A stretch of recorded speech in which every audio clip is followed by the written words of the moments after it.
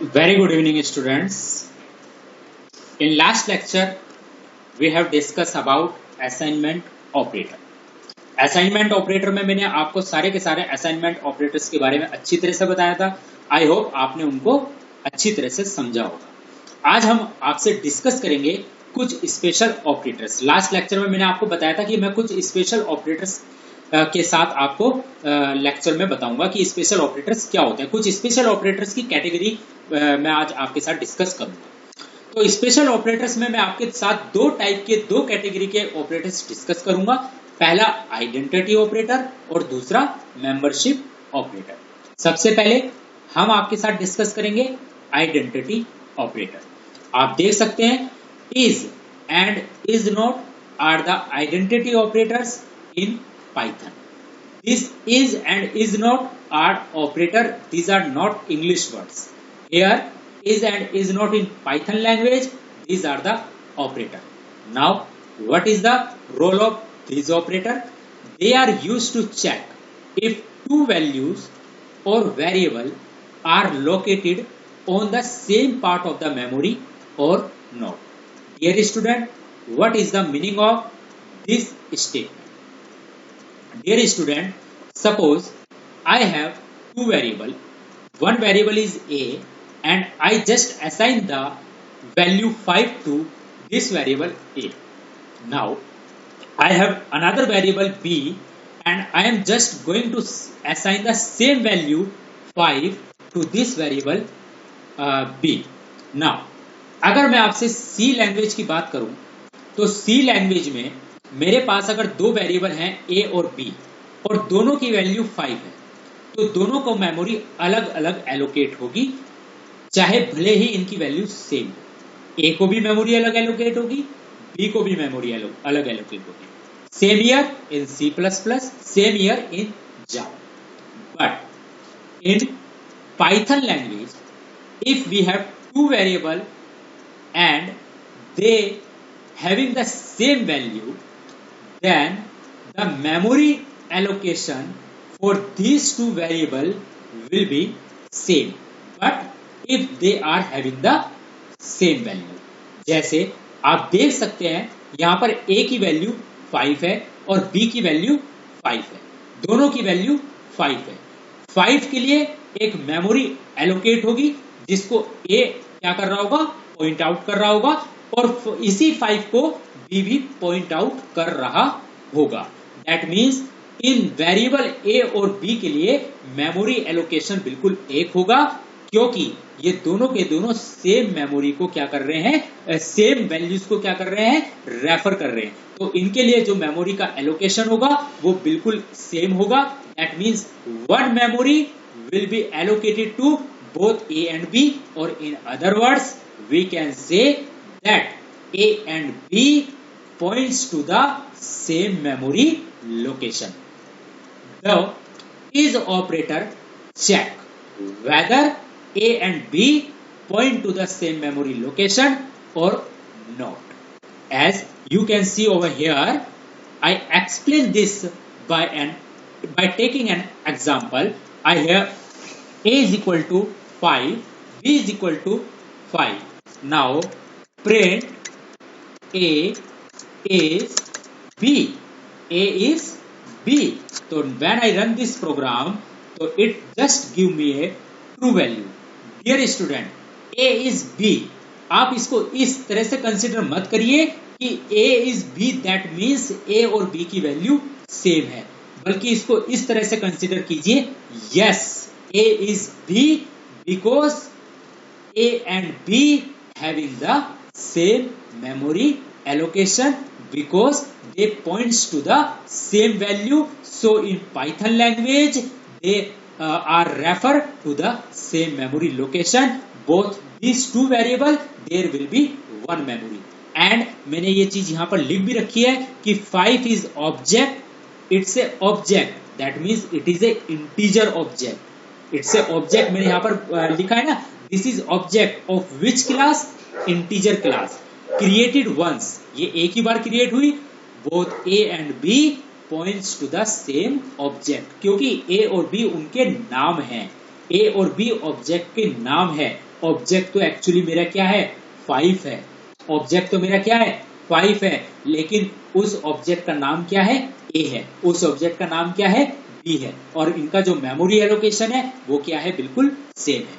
Dear student, अगर मैं यहाँ पर वैल्यू चेंज कर दूं, सपोज मैं यहाँ पर ए की वैल्यू 5 लेता हूं और बी की वैल्यू 6 लेता हूं, तो इस केस में मेरा आउटपुट आएगा फॉल्स, क्योंकि यहाँ पर वैल्यू चेंज होने से मेमोरी एलोकेशन भी अलग अलग होगा। आप खुद ही समझ सकते हैं ये कैसे हो सकता है कि दो वेरिएबल की वैल्यू अगर चेंज हो तो उनका मेमोरी एलोकेशन एक कैसे हो सकता है, बिल्कुल नहीं हो सकता। तो पाइथन में अगर दो वेरिएबल की वैल्यू सेम है तो उनका मेमोरी एलोकेशन बिल्कुल एक होगा, वो एक ही मेमोरी को क्या करेंगे, रेफर करेंगे। लेकिन आप ये सोच रहे होंगे कि क्या ये लिस्ट के केस में भी एप्लीकेबल है, क्या ये सेट के केस में भी एप्लीकेबल है, क्या ये डिक्शनरी के केस में भी एप्लीकेबल है जैसा कि ये इंटीजर के केस में? नो, लिस्ट के केस में ये बिल्कुल भी एप्लीकेबल नहीं है। डियर स्टूडेंट, सपोज मेरे पास दो लिस्ट है और दोनों की दोनों लिस्ट बिल्कुल सेम है, और फिर मैं ये चेक करूं कि क्या लिस्ट 1 लिस्ट 2 के बराबर है, that means list 1 is list 2, मेरा आउटपुट फॉल्स आएगा, क्योंकि ये सिर्फ और सिर्फ केवल इंटीजर डाटा टाइप्स के लिए, और मे भी शायद स्ट्रिंग हो, स्ट्रिंग के लिए भी एप्लीकेबल है और किसी के लिए ये एप्लीकेबल नहीं है। कहने का मतलब है list data structure, set data structure, dictionary data structure के लिए ये रूल फॉलो नहीं होता है। आप देख सकते हैं मैंने एक एग्जांपल भी लिया है। जैसे आप देख रहे हैं मेरे पास दो लिस्ट है और मैंने इन दोनों लिस्ट को बिल्कुल सेम वैल्यू से क्रिएट किया है। जैसे मैंने यहां पर लिया है list 1 is equal to its name. Name तो आप कुछ भी ले सकते हैं, आप L1 ले लीजिए, आप M ले लीजिए, आप LST1 ले लीजिए, जो भी आपका नाम, जो भी नाम चाहे आप ले सकते हैं, लिस्ट वो नाम में कोई दिक्कत नहीं। तो मैंने यहाँ पर एक लिस्ट डिक्लेयर की। अब लिस्ट के बारे में मैं आपको फिर दोबारा बता दूं कि लिस्ट एक ऑर्डर्ड सीक्वेंस ऑफ आइटम होता है। List elements are separated by commas and list are enclosed in pair of square brackets and list are mutable. मैंने आपको लिस्ट का बेसिक्स बताया भी था।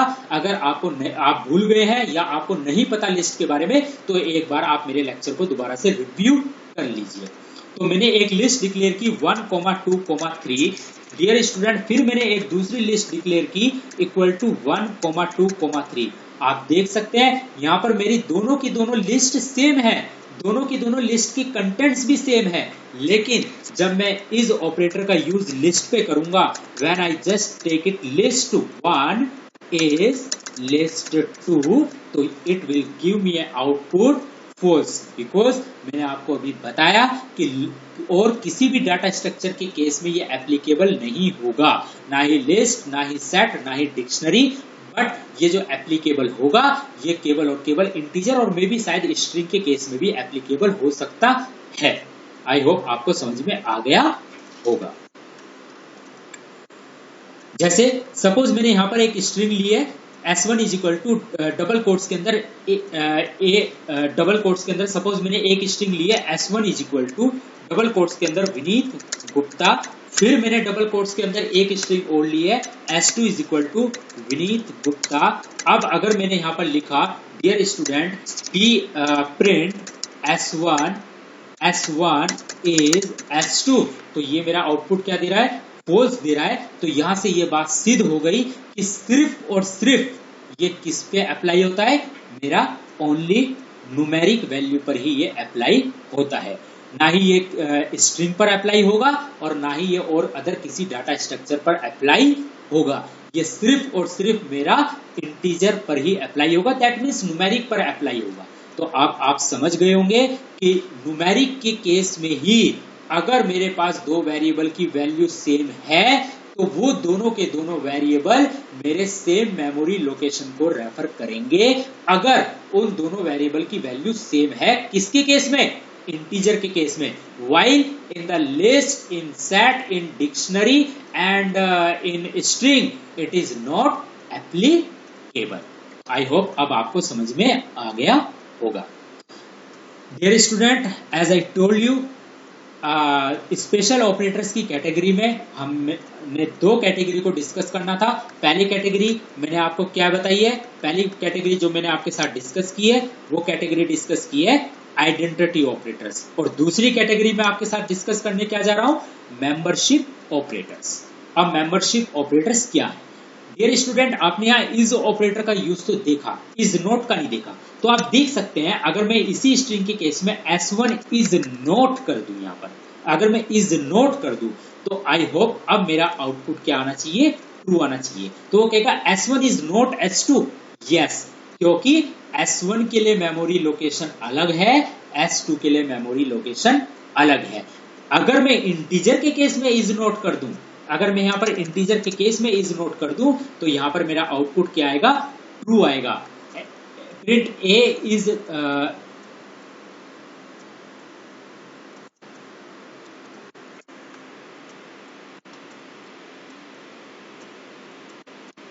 शायद ये मेरा अभी डिस्प्ले नहीं कर पा रहा है आउटपुट, आप इसको एक बार खुद से इंप्लीमेंट करके देख लीजिएगा, फिर मुझे कमेंट में बताइएगा कि सर मेरा आउटपुट क्या आया। तो आप देख सकते हैं मैंने आपको दो चीजें बताई, एक तो आपको इज ऑपरेटर का यूज बताया और एक आपको इज नॉट ऑपरेटर का यूज बताया।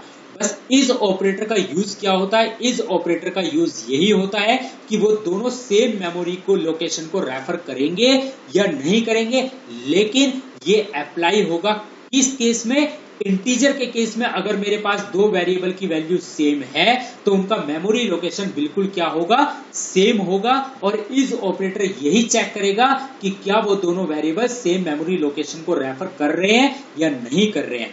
जबकि लिस्ट के केस में, सेट, डिक्शनरी और स्ट्रिंग के केस में भी अगर दोनों कंटेंट्स आपकी सेम है, दो जैसे स्ट्रिंग के केस में मैंने अभी एग्जांपल लिया S1 is equal to Vineet Gupta, S2 is equal to Vineet Gupta, और मैंने लिखा प्रिंट S1 इज S2, तो यहां पर आप देख सकते हैं डियर स्टूडेंट्स यहां पर मेरा फॉल्स आ रहा है।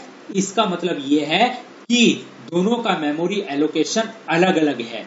अगर मैं यहां पर लिखूं S1 इज नॉट S2 तो वो कहेगा यस ट्रू। अब ये ट्रू देगा क्योंकि वो कहेगा हाँ S1 S2 के बराबर नहीं है। तो इस केस में ये मेरा आउटपुट क्या दे रहा है, ट्रू दे रहा है। आई होप आपको समझ में आ गया होगा।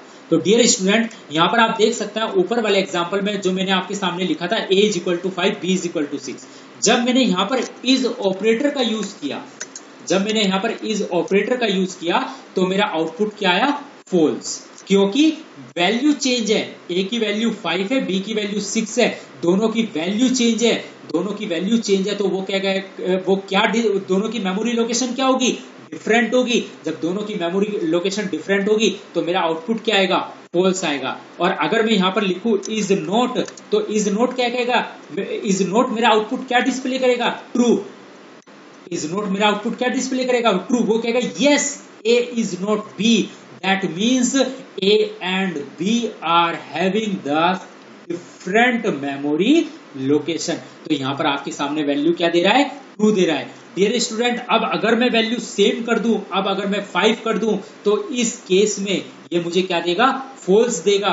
मैंने लिखा A इज नॉट B, वो कहेगा फॉल्स। अब आप इसको इस तरह से मत समझिए कि A इज नॉट B, अरे A की वैल्यू तो सर 5 है इसलिए आउटपुट मेरा जो है क्या मैं यहाँ पर अलग आना चाहिए था, A इज नॉट B। इसका मतलब ये हुआ कि A और B सेम मेमोरी लोकेशन को क्या कर रहे हैं, रेफर कर रहे हैं, लेकिन वो कह रहा है कि A is not B, that means A और B जो है वो डिफरेंट मेमोरी लोकेशन को रेफर कर रहे हैं, नहीं कर रहे हैं। तो इसलिए मेरा आउटपुट क्या आया, A इज नॉट B से मेरा आउटपुट क्या आया, फॉल्स आया। आई होप आपको समझ में आ गया होगा। भैया A का मेमोरी लोकेशन वही है जो B का मेमोरी लोकेशन है, तो A और B सेम मेमोरी लोकेशन को रेफर कर रहे हैं। तो जब मैं इज नोट का यूज करूंगा तो मेरा आउटपुट फॉल्स ही तो आएगा। भाई A की मेमोरी लोकेशन भी वही है, B की मेमोरी लोकेशन भी वही है, दोनों की मेमोरी लोकेशन बिल्कुल सेम है। जब दोनों की मेमोरी लोकेशन सेम है तो यहाँ पर ऑपरेटर क्या किस ऑपरेटर का यूज होना चाहिए, इज ऑपरेटर का यूज होना चाहिए। अगर मैं A इज B करूंगा तो मेरा आउटपुट ट्रू आएगा। वो कहेगा यस दोनों के दोनों सेम मेमोरी लोकेशन को रेफर कर रहे हैं। अगर मैं यहाँ करूंगा इज नॉट तो मेरा आउटपुट फॉल्स आएगा, क्योंकि वो ये कहेगा नहीं ये सेम मेमोरी लोकेशन को रेफर कर रहे हैं। तो आप इज नॉट का अगर यूज करेंगे तो ये आपको आउटपुट क्या देगा, फॉल्स देगा। आई होप आपको समझ में आ गया होगा। डियर स्टूडेंट, अब मैं आपके साथ डिस्कस करूंगा membership operators. Membership operators in and not in are the membership operators in Python language. They are used to check whether a value or variable is found in a sequence. That means string, list, tuple, set और dictionary. अब मेरा जो ये इन और not in ये दो membership operator है, ये चेक करेंगे। जैसे सपोज मेरे पास कोई लिस्ट है, मुझे उस लिस्ट में कोई पर्टिकुलर एलिमेंट चेक करना है कि वो लिस्ट में है या नहीं है। मुझे सेट में चेक करना है कि वो है या नहीं है। मुझे डिक्शनरी में चेक करना है कि वो है या नहीं है। तो अगर एग्जिस्टेंस उनकी मतलब अवेलेबिलिटी अगर आप चेक करना चाहते हैं तो उसके लिए हम ऑपरेटर यूज करते हैं डियर स्टूडेंट्स, इन और नॉट इन। जैसे मैं एक लिस्ट डिक्लेयर कर रहा हूं, मेरी लिस्ट है लिस्ट इज इक्वल टू 1, 2, 3, 4, 5, 6, 7, 8। ये मेरी एक लिस्ट है। अब मुझे चेक करना है डियर स्टूडेंट कि 4 इस लिस्ट में है या नहीं है। तो मैं लिखूंगा प्रिंट 4 इन। मैं किस मेंबरशिप ऑपरेटर का यूज करूंगा, इन मेंबरशिप ऑपरेटर का यूज करूंगा। I will use print 4 in list, 4 in list. तो ये मेरा आउटपुट क्या देगा, ट्रू। वो ये कहेगा yes 4 is available in list. तो 4 इन मैं किस मेंबरशिप ऑपरेटर का यूज करूंगा, इन का यूज करूंगा। अगर मैं यहां पर नॉट इन लगा दूं, तो अगर मैं यहां पर नॉट इन का यूज करूंगा तो ये आउटपुट क्या देगा, फॉल्स देगा। वो कहेगा 4 तो अवेलेबल है, तो आप 4 अवेलेबल है तो 4 in list yes, 4 not in list false. जैसे सपोज मैं यहां पर अगर आपके सामने लिखूं 9 in list true, 9 in list false, 9 in list false, क्योंकि मेरा यहां लिस्ट में 9 अवेलेबल ही नहीं है। तो इसने क्या डिस्प्ले किया मेरे सामने, फॉल्स। बट अगर मैं यहां पर नॉट इन लगाऊं तो ये मेरा क्या देगा, ट्रू देगा। वो कहेगा यस 9 जो है लिस्ट में अवेलेबल ही नहीं है। नॉट इन मेंबरशिप ऑपरेटर क्या बता रहा है, yes 9 is not available in list, तो it just give me a value true. I hope आपको ये चीज समझ में आ गई होगी। जैसे डियर स्टूडेंट, मैं एक डिक्शनरी क्रिएट कर रहा हूं। मैं क्या कर रहा हूं, एक डिक्शनरी क्रिएट कर रहा हूं। डिक्शनरी के बारे में भी मैंने आपको बताया था कि डिक्शनरी भी एक अनऑर्डर्ड सीक्वेंस ऑफ आइटम है। बट डिक्शनरी में हम की वैल्यू पेयर के बेस पर क्या करते हैं, वैल्यू को डिस्प्ले करते हैं। हर वैल्यू की एक की वैल्यू होती है, उसी की वैल्यू का यूज करके हम उसकी वैल्यू को क्या करते हैं, कि उस की का यूज करके ही हम वैल्यू को क्या करते हैं, कैप्चर करते हैं। तो मैं एक डिक्शनरी क्रिएट करना जा रहा हूं। मेरी डिक्शनरी का नाम है d इज इक्वल टू, मैंने यहां पर एक डिक्शनरी डिक्लेयर की है। मैंने लिखा 1, मैंने यहां पर लिखा ONE 1, फिर कोमा 2, फिर कोलन, मैंने यहां पर लिखा TW2, फिर 3 कोलन, मैंने डबल कोट्स के अंदर लिखा 3। तो डियर स्टूडेंट, ये मेरे पास एक डिक्शनरी है। अब मैं इस डिक्शनरी में ये पता करने जा रहा हूं कि क्या इस डिक्शनरी में मेरा 1 अवेलेबल है या नहीं है। 1 का मतलब आप ये मत समझिए कि की 1 नहीं, उस जैसे मेरे पास 1 की है, 1 इज की एंड दिस 1 इज वैल्यू। जो डबल कोट्स के अंदर है वो वैल्यू है और उस वैल्यू की क्या है, 1, जो मैंने नंबर में लिख रखा है। जैसे डबल कोट्स के अंदर मैंने 2 लिख रखा है, वो क्या है, वैल्यू है, और जो मैंने 2 नंबर लिख रखा है वो क्या है, की है। जैसे डबल कोट्स के अंदर मैंने 3 लिख रखा है, वो क्या है, वैल्यू है, और जो 3 है वो क्या है, जो मैंने नंबर में लिख रखा है वो की है। मतलब हर की साथ में उसकी वैल्यू भी है, ये कोलन ऑपरेटर का यूज करके। तो अब जैसे मुझे ये पता करना है कि जो मेरी 3 वैल्यू है, जो डबल कोट्स के अंदर जो 3 वैल्यू है वो डिक्शनरी के अंदर प्रेजेंट है या नहीं है, तो मैं यूज करूंगा किसका, की का। मैं यहां लिखूंगा प्रिंट 3 इन डिक्शनरी डी, तो ये मेरा आउटपुट देगा मेरे पास ट्रू। वो कहेगा 3 इन डी, 3 मैंने की का यूज किया है, बट वो ये चेक करेगा इस 3 की वैल्यू 3 उस डिक्शनरी के अंदर अवेलेबल है या नहीं है। तो इन ऑपरेटर ने मुझे यह बताया यस, इस 3 की वैल्यू 3 डिक्शनरी के अंदर अवेलेबल है। अगर मैं यहां पर लिखूंगा 4 तो शायद अब मेरे पास आउटपुट क्या आएगा, फॉल्स आएगा, क्योंकि 4 की डिक्शनरी के अंदर एग्जिस्ट ही नहीं करती है। आई होप आपको ये चीज स्टूडेंट समझ में आ गई होगी। अब एक बात और मैं आपको बताना चाह रहा हूं, अगर आप यहां पर ये चेक करेंगे, जैसे सपोज आप चेक कर रहे हो TWO, आप ये चेक कर रहे हो कि 2 इन डी, तो अब आपके सामने ये आउटपुट क्या देगा, फॉल्स देगा। क्योंकि मैं आपको एक बात बता दूं, डिक्शनरी के अंदर अगर आपको किसी भी आइटम की एग्जिस्टेंस और उसकी अवेलेबिलिटी को चेक करना है, तो उस आइटम का आप नाम से चेक नहीं करेंगे, उस आइटम की से चेक करेंगे। मैंने यहां पर लिखा प्रिंट 2 इन डी, तो आपको दिख तो रहा है yes 2 is available in this dictionary, but आपका जो आउटपुट आ रहा है वो फॉल्स आ रहा है। वो फॉल्स इसीलिए आ रहा है क्योंकि ये की के बेस पर चेक करेगा कि आपका वो आइटम उस डिक्शनरी के अंदर अवेलेबल है या नहीं है। अब आपको यहां पर ये 2 नहीं लिखना है, आपको लिखना है 2, ये नंबर लिखना है, आपको की लिखनी है, क्योंकि की के बेस पर ही वो ये बताएगा कि उस की वैल्यू 2 उस डिक्शनरी के अंदर अवेलेबल है या नहीं है। अब अगर मैं इसे रन करूंगा तो आपके सामने ये आउटपुट क्या देगा, ट्रू देगा। तो डियर स्टूडेंट्स, आज आपका ऑपरेटर लेक्चर पूरा कंप्लीट होता है। मैंने आपके साथ सारे टाइप्स के ऑपरेटर को स्टेप बाय स्टेप डिस्कस किया है। आप इनको अच्छे तरीके से इनका इम्प्लीमेंटेशन जान लीजिए, क्योंकि ये बेसिक्स अंडरस्टैंडिंग होनी बहुत जरूरी है। देखिए, किसी भी लैंग्वेज में अगर आपको अंडरस्टैंडिंग डेवलप करनी है तो सबसे प्राइमरी कंडीशन है आप अपना बेस स्ट्रॉन्ग कर लीजिए। अगर आपके बेसिक कॉन्सेप्ट्स अच्छे हैं तो आपकी फिर कोई भी प्रोग्रामिंग लैंग्वेज हो, आप उस प्रोग्रामिंग लैंग्वेज को बहुत इजीली सीख सकते हैं। और ये जो पाइथन प्रोग्रामिंग का बेसिक्स है, आप देखेंगे कि ये बेसिक्स आपको कितने बेनिफिट्स देगा आपके जो आने वाले फ्यूचर में। आप जब अगर किसी भी इंजीनियरिंग सर्विस के लिए, या आप बीटेक करते हैं, अगर कंप्यूटर साइंस से बीटेक कर रहे हैं आपका, तो वहां पर यह आपका कोर सब्जेक्ट होगा पाइथन। और इसमें ये इतनी वाइड लैंग्वेज है कि इसमें आप रोबोटिक्स प्रोग्रामिंग, आप मशीन लर्निंग तक कर सकते हो। लेकिन वो कब पॉसिबल है, जब आपका बेसिक फाउंडेशन मजबूत होगा, जब आपको हर चीज की नॉलेज होगी।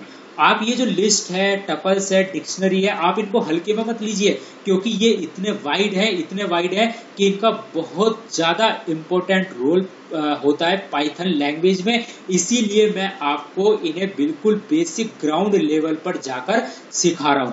मैं चाहता तो मैं डायरेक्ट प्रोग्रामिंग से स्टार्ट कर सकता था, लेकिन मेरा मानना यह है कि मुझे अब आपको बिल्कुल बेसिक से लेकर चलना है और बिल्कुल आपको एडवांस लेवल तक लेकर जाना है। तो डियर स्टूडेंट, आपको इस लेक्चर को भी मैंने आज कंप्लीट कर दिया है। मेरा ऑपरेटर्स का टॉपिक बिल्कुल कंप्लीट हो चुका है। अब मेरा जो नेक्स्ट टॉपिक होगा वो होगा Python if else statement. Python if else statement में आपके साथ लेकर चलूंगा। इस ऑपरेटर्स का लेक्चर आज मेरा कंप्लीट हो गया है, आप इसको अच्छी तरह से देख लीजिए। Thank you very much, have a nice day.